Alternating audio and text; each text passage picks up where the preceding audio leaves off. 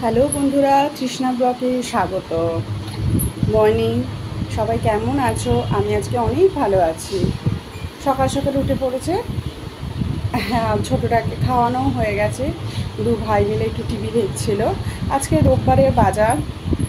রোববার তো একটু থাকেই, রান্না একটু বেশি থাকে। সবারই ইচ্ছা হয় রোববারটা একটু আলাদা রকমভাবে কাটানোর, একটু অন্য রকম খাওয়া দাওয়া।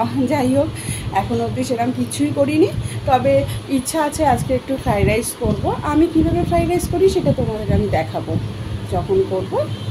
যতটা সম্ভব আমি চেষ্টা করব দেখাবার। ছোটোটাকে খাওয়ানো হয়ে গেছে আর বড়টাকে খাওয়াবো, কিন্তু একটু সকালে জলখাবারে আজকে একটু আলু পরোটা করব।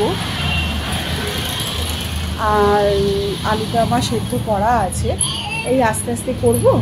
তারপর একটু একটু আজকে রোববার বলে কাঁচা পিঠাও আছে বলে একটু কাঁচাটা বসিয়ে দিয়েছি। আজকে শরীরটা একটু যেহেতু ভালো আছে, সেই জন্য আজকে কোনো চাপ নেই। তোমাদের কাছে আমি আজকে বারে বারেই আসতে পারবো, মাঝে মাঝে ব্লগ দিতে পারবো। বাবা একটু বাজারের দিকে গেছে।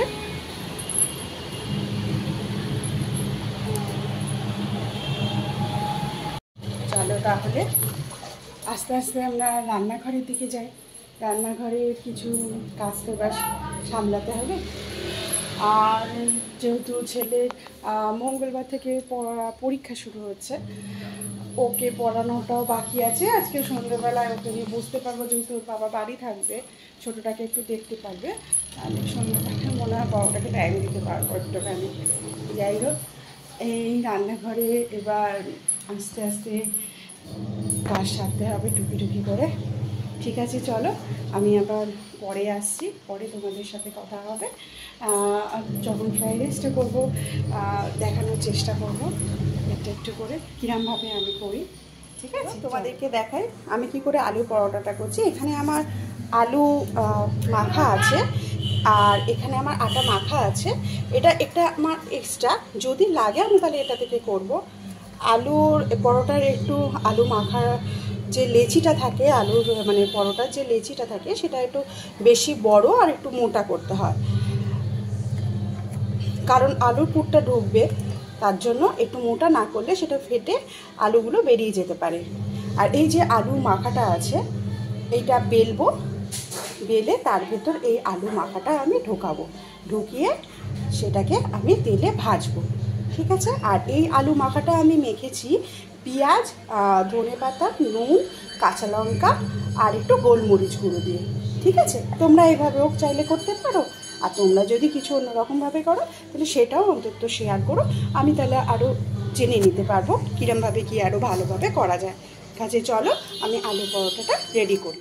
দেখো বন্ধুরা, আমার আলু পরোটা রেডি।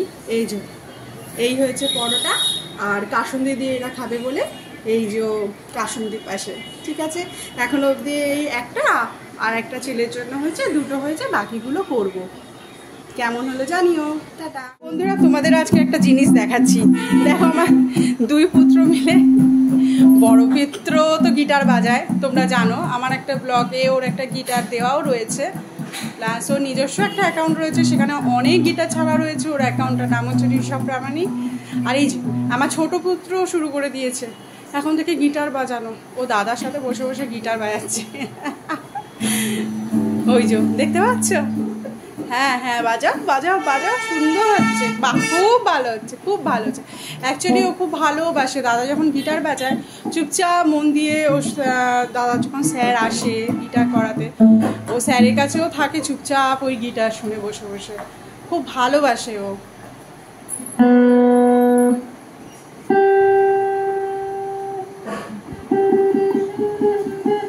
দেখেছো,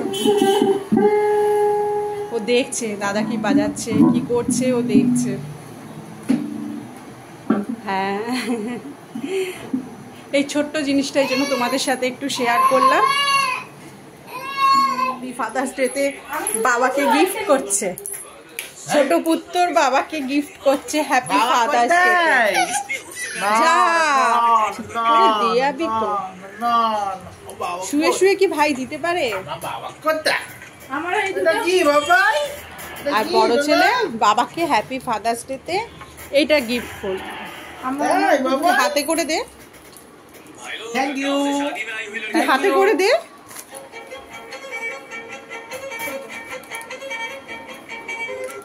এই যে দুই ছেলে হ্যাপি ফাদার্স ডেতে। বড় ছেলে একটা কি বানিয়েছিস বাবু, একটু দেখি। কার্ড বানিয়েছে, দেখি কার্ডটা। ও বাবা, এগুলো কে দিয়েছে তোমরা? আচ্ছা আচ্ছা আচ্ছা আমার, আচ্ছা এই যে ও বাবা, এটা কার্ড বানিয়েছে। কে? আর সাথে এই দুটো চকলেট বাবাকে দিয়েছে, আর ছোট বুদ্ধা একটা চকলেট দিয়েছে। এইভাবে এরা হ্যাপি ফাদার্স ডে সেলিব্রেট করেছে। আমি নেইনি, এখন এই চকলেট বাবাকে দিয়েছে, কিন্তু ছোট বুদ্ধা নিজে চাই চকলেটটা।